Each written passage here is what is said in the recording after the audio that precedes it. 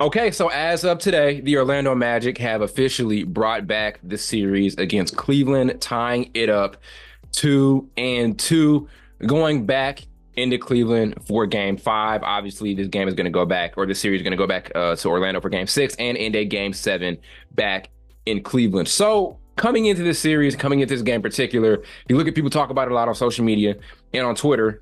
This is like the least anticipated series of the playoffs. Nobody really wants to watch it. I don't know what the numbers are right now as far as ratings and views in this particular series, but it is one of the most unanticipated ones of what I think has been a really, really good postseason so far.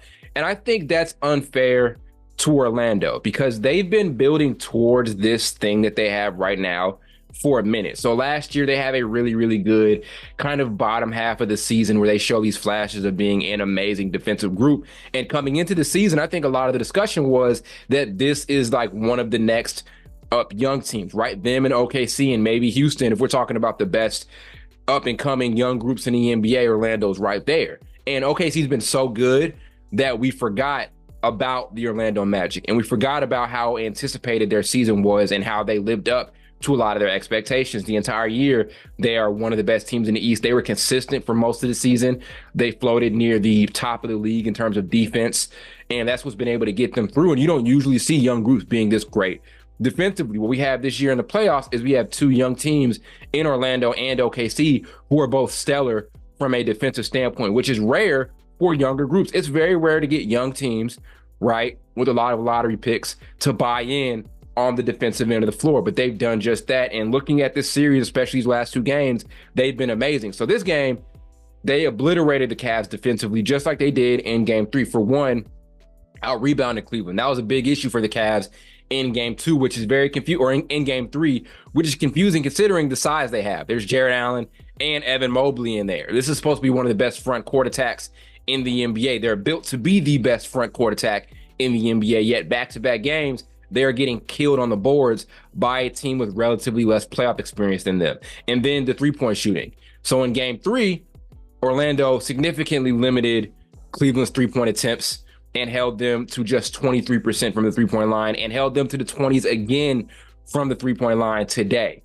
And the defense on Donovan Mitchell has been spectacular. This is back-to-back games where Donovan Mitchell scores under 20 points, and I'll talk about him in a minute, but just amazing hustle stuff and amazing defensive stuff. This is a young team that can play in the mud, right? You don't see that a lot with younger groups. When you're trying to develop younger groups, you're trying to make them understand what it means to win NBA games, to win NBA playoff series. We know they have talent, but the toughest thing is getting them to buy in. Right now, you have this Orlando Magic team, who I think is the second youngest team right now in the postseason. I have to go back and look, and they're buying into this idea of playing in the mud. And that's been a storyline this entire postseason, is teams having to play in the mud. Refs are a lot stingier at their whistles, and these games are coming down to the marginal stuff. And so to see this Orlando team win games based off of the marginal stuff, it's just great. And tonight, or today especially, we're seeing them win by committee. And that's another aspect you don't usually see with younger teams. They won this game in dominant fashion with their best scorer or their best player scoring under 10 points. Paolo Banchero had 9 points. And this was a game they won in dominant fashion with their best guy having a subpar offensive performance. Yet other guys came in and they were spectacular. You had a really, really great showing off the bench from Jon Isaac. He had 14 points, amazing defense, and this was one of the best shooting performances of his career. Markelle Fultz was great off the bench. He had 12. So you won a game without your best player. And then we can talk about Franz Wagner, who arguably could have been an all-star this season. He led the way with 32 points.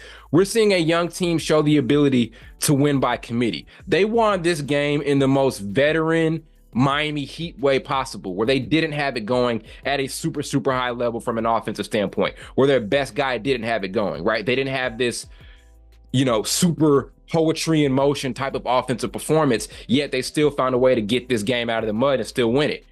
You don't see that a lot with younger groups, right? And so you love that they've embraced this particular style. And even if, let's say they win this series, their ceiling is second round and out. They're not going to be an Eastern Conference Finals team at all. And I don't want to speak too far ahead because Cleveland could turn that button back on come game 5, game 6, and game 7. So you never know what ends up happening the rest of the way down.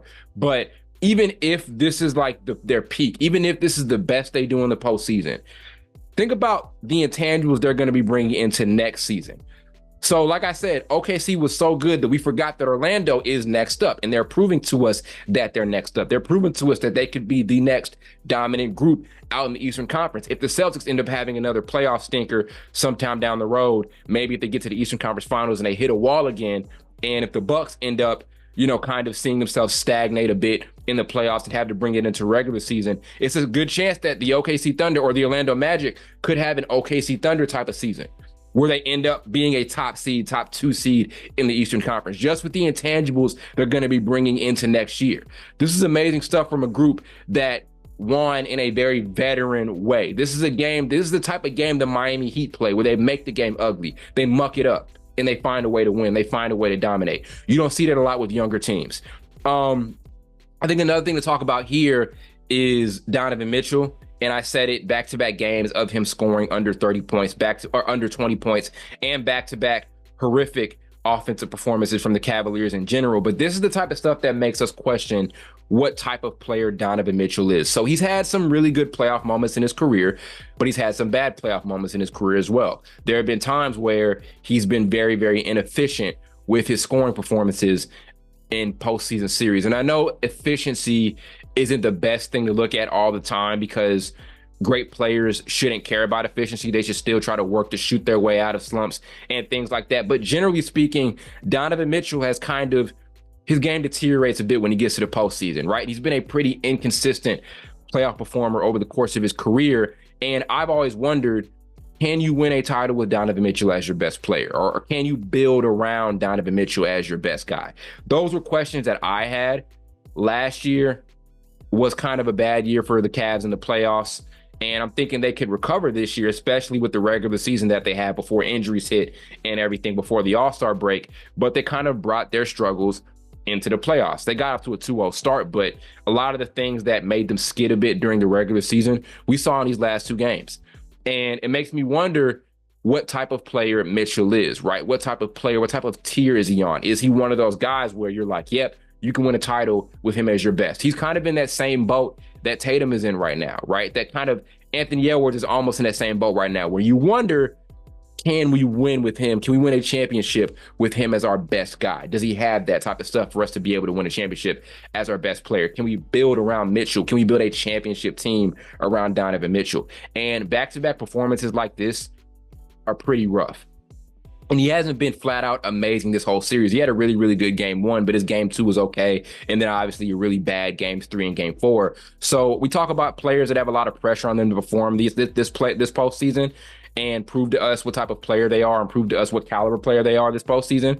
I said Tatum is one of those guys. I said Anthony Edwards is one of those guys. There are a ton of guys like that, but Donovan Mitchell is definitely in that conversation.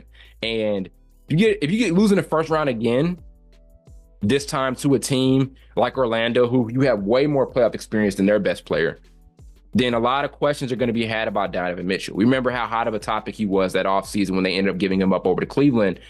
A lot of questions are going to be had about him and his game, and if he is the player that you'd want to build a championship group around.